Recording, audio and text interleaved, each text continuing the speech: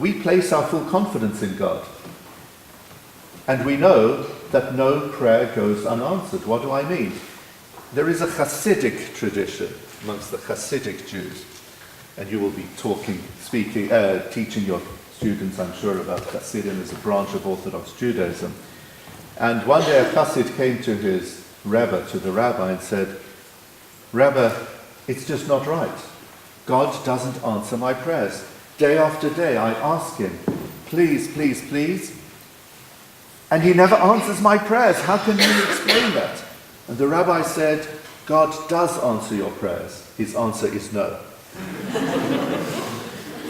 There is a fascinating verse in the book of Psalms, Psalm 109, verse 4. Tachat avati yistemuni va'ani tefillah. In return for the love that I give you, you have become my adversary, and I am prayer. The last words, va'ani tefillah, I am prayer, is very meaningful for us. Because that's something we're encouraged to strive for.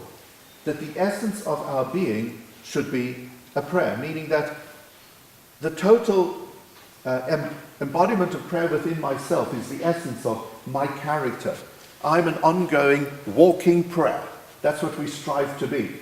And that is why prayers are constantly on our lips. So prayers in the home, private prayers, are an essential part of a committed Jewish person's life. So for example, prayers before we eat, prayers after we eat, that's common amongst many other faiths. A prayer which we recite every time we step outside of the toilet, to thank God, not to take for granted the fact that our bodies are able to function normally and constructively. When there's a rainbow in the sky, we say a prayer. Thunder, we say prayer. Lightning, we say prayer.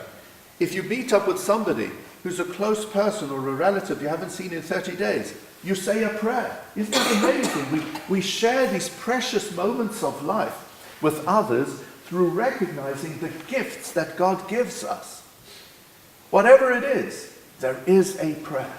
Prayer is central for us, and if I would conclude with one overall sentiment, and that is, we believe that God is fair, and God is loving, and he is benevolent, and when we pray with a full heart, he responds. He never rules out a prayer on a technicality. And in that regard, we are blessed to have the opportunity for prayer privately, in the home, and also in the synagogue.